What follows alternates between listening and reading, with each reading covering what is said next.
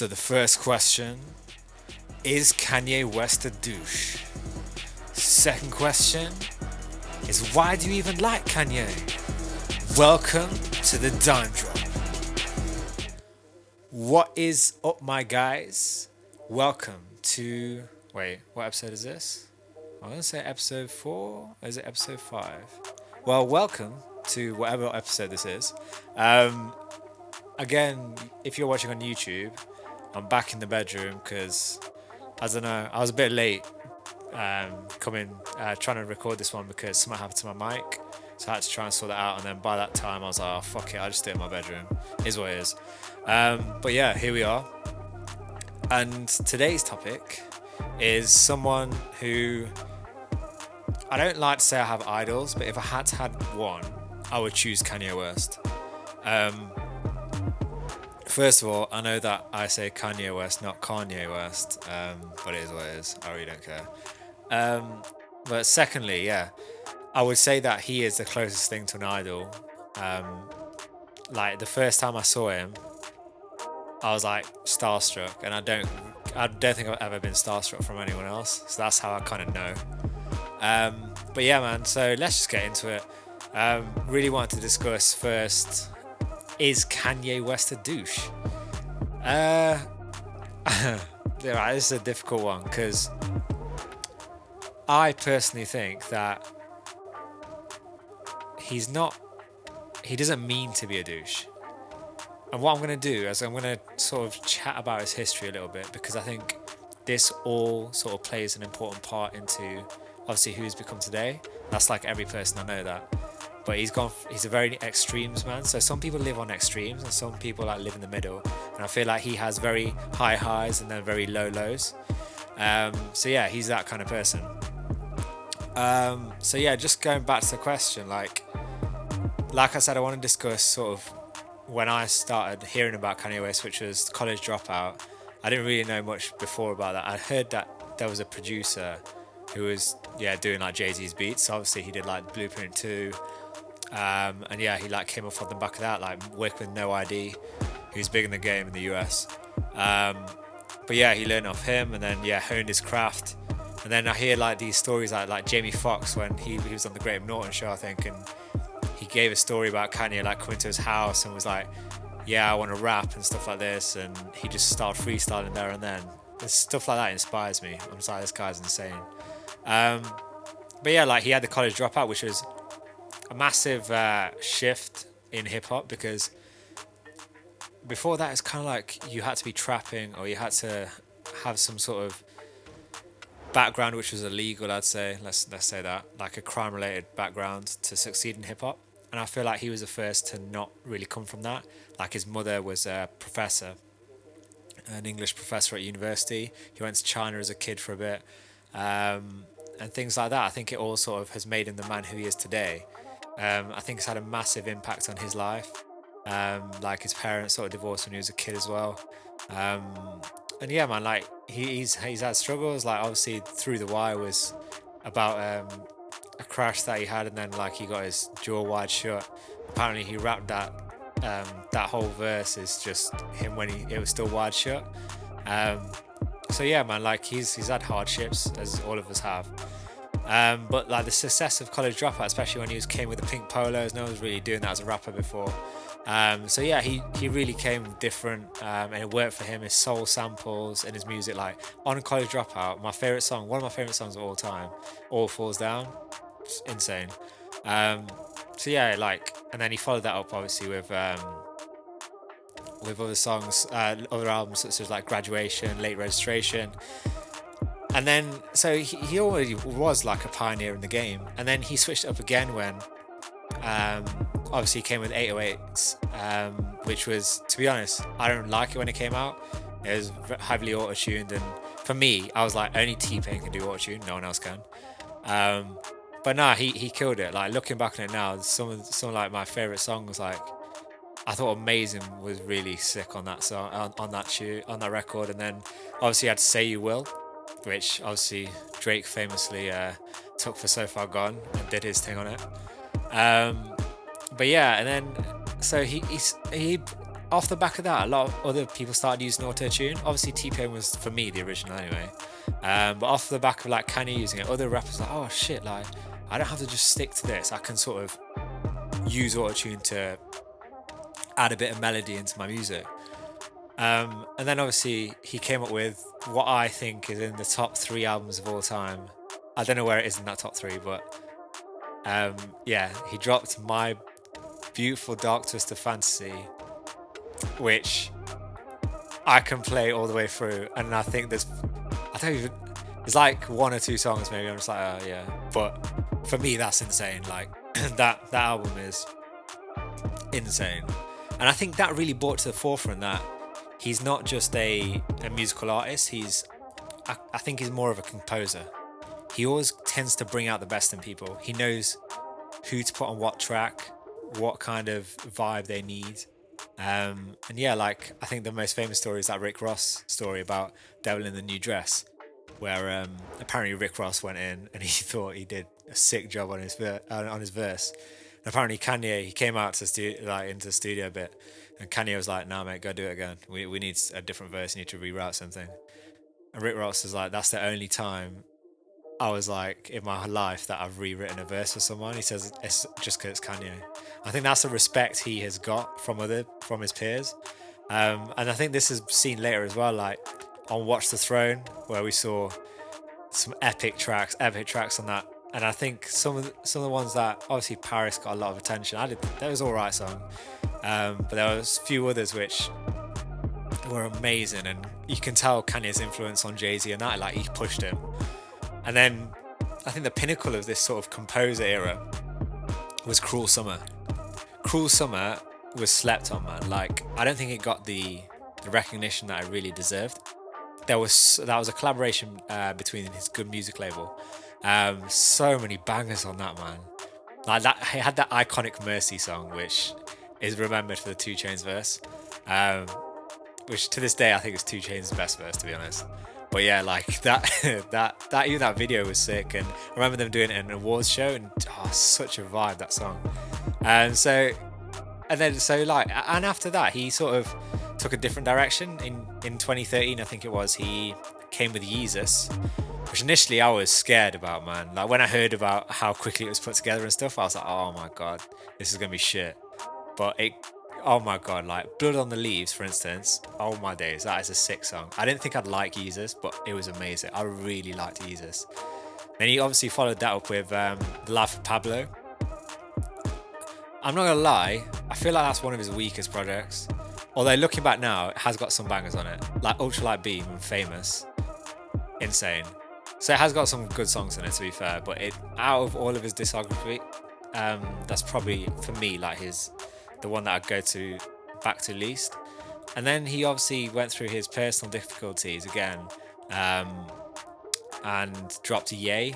And everyone's saying Ye was trash. Personally, I thought Ye was amazing. I know it was only an EP, it was like 6 songs, but that first song, the intro is amazing. Like there's more to do with the beat. I think he just makes amazing beats, and I think a lot of music is beat driven as well, so I think it did amazing for that, for me anyway. And then after that he dropped Jesus is King. Jesus is King, I was really surprised about. I thought I'm not gonna like it, to be perfectly honest with you, but oh my god, there were some bangers on there, absolute bangers. Production again, so sick. And now I'm just looking forward to him dropping his next project, which is meant to be Donda this year. We'll see if it comes or not. But just going back, so I know I'm just giving you a brief history on Kanye there and his discography. But in the midst of that, so when he did 808s, just prior to that, he lost his mum, and he was super close to his mum. And that had a massive effect on him. Like he went and had an outburst with Taylor Swift on stage, saying that Beyonce should have won that award at the VMAs. And I think this is the start of when people started to see that Kanye seems to almost have no filter. He just, whatever he thinks in his head, he's like, this is right. Like, I don't think he really lets anyone else's thoughts get to him, which is I mean, there's pros and cons to everything in life. There are pros to that. So like, I don't think he gets affected by what people say. Like he totally believes that he's in the right. so he'll just say it. And I think he fails to recognize that not everyone is like on his page mentally in terms of the amount of emotion he has, the amount of compassion he has, and empathy. And I think he lacks a few things in that. I think this is further backed up with when he said on TMZ, he said the famous line about slavery being a choice. Now, obviously, there was a massive uproar, especially from the black community with that, and I completely understand it. And it has turned a lot of the Afro-Caribbean background, people with black heritage, it's turned them against him, and I understand why. However, the way I look at it is that I genuinely believe he didn't mean to be wrong with that. I think he was trying to say that if I was in those times, I would have stood up. And he feels like no one really stood up. But he also has to think that not everyone is like him. That guy is an enigma. Like, he is 1 in a billion person.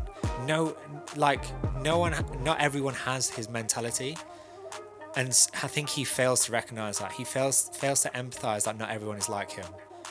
And I think he just said it wrong. He said it wrongly. And like, obviously that led to he had an association with Donald Trump, which was, which sort of fueled the fire even further. And again, I think he didn't mean it in the wrong way. Like, I think he tried to look at it as like, no, like in terms of the business side. So for instance, the US didn't want to get sort of shafted by China, who were like, oh, we're going to charge like massive taxes, like if you're making stuff in this country. And I think what Donald Trump has tried to do is sort of bring a bit of that control back to America, which I do understand. But yeah, I think that's what, and Kanye was sort of championing that, because obviously Kanye he wants to get into like loads of different things, loads of different ventures. So I completely understand where he's coming from. But he just goes about it the wrong way. That's the problem with Kanye. And yeah, like, I think that with this whole, this is going to sound a bit deep now, but like, obviously he's always been a Christian, but now he's more devoted. I sometimes think, as much as I love Kanye, is this a stunt to a little bit of an extent? Because I feel as though Kanye is one of these people that needs limelight in order to survive. And I feel like he's seen, like, obviously he's been in the game so long now, and we've had other people come into the game. We've had like your Drakes and your Travis Scotts and people like that who were dominating the charts, how Kanye was like 10-15 years ago. And he's like, I need something, like I need to sort of reimagine my sort of identity again. And I personally feel that he might have sort of done that in order to sort of just recreate himself, so then he can be relevant almost again and people start to notice again. I mean, I hope I'm wrong. That's just my personal opinion. But yeah, man, like, all in all, I think his heart's in the right place all of the time. I just think the way he comes across and the way he sort of portrays his message is not always the right way. And we do live in a world where everyone has different levels of sensitivities and things like that, and he fails to recognize that. I think he really needs to sort of get on board with that and sort of be like, okay, cool, I understand that you're like this and I'm like this, so I'll shut up for a minute. Or just say it in a nicer way. But he's so impulsive, and he just says shit. And I think obviously now with Kim K now divorcing him, it's gonna have a massive effect on him. I hope it doesn't smash him up massively. So yeah, I think that's all in all the first question. Then I know we've taken up a lot of time with that. So the second question, I just want to touch on it quickly, is that why do I like him? Well, for me, like, as you know, if you don't know, I do music. I'm a hip hop artist, and I love his passion for stuff. I love the way he sort of goes about his craft. I love that shit, man. I love the fact that he's a perfectionist in everything he does. And yeah, that's what sort of makes me want to idolize him to that extent. And also, I have a massive interest in fashion, which I know he does as well. Like his Yeezy sneaker, like last year, was second only behind like 350. The Yeezy 350 that was second behind the Jordan ones last year in selling. So I mean, he's killing that game, and he's also got his own Yeezy clothing line, which is sick. And that's what I want to get into. And he also likes like interior design and architecture. You can tell by his house that they did like a tour with him and Kim K about, I think it was a year and a half ago now, 2 years ago, which was, he's a bit too minimalistic for me, but I really admire his desire for that because I love that shit as well. So I have a lot of common interests with Kanye West, and I want to push myself as much as he can. I feel like we're both perfectionists. I just think I always say to people, I feel like I'm a tame Kanye West. Make of that what you will. But yeah, man, like, I just hope that he does sort of come back again and just smash it, man. I really feel for the guy because he's got good intentions all the time. He just doesn't know how to say it in the right way. I just hope, yeah, I wish I could just teach him. Well, hopefully one day I'll get to meet him and I'm just like, bro, I'll help you out.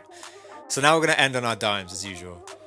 So what I want to take from this is how you guys should maybe look at treating other people. So you should always have empathy for the majority of people and try and understand that not everyone is in your shoes. We all act differently, and I think that is very important in this. Another one is don't be too stubborn when needing help. I'm not gonna lie, like I've been a victim of this before. I'm getting better at it, but I'm still pretty shit at asking for help when I need it. But especially now with obviously mental health being massive, I feel like we really need to look at this and sort of when you need help, just ask for it. Like there's no shame attached to it anymore. And I feel like Kanye sort of is sometimes maybe too stubborn to do that because he's so focused on, he's like, nah, this is the right way sort of thing. Just like sometimes you just gotta be like, nah, I need help. And then the third thing is that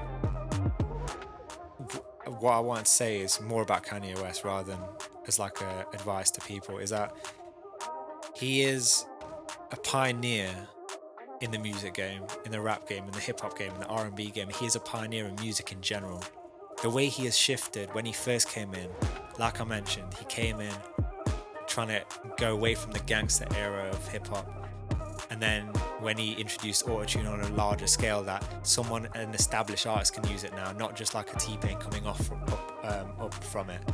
And then he shifted again with Yeezus, like he introduced like this hard, almost like rock kind of vibe, like mix, and that was so good. Like people have built off of that, like such as Travis Scott and people like that.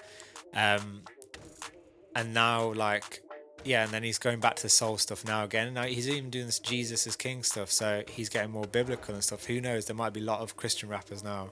I mean, I know that's always quite a big market now, but it might be brought now to the mainstream.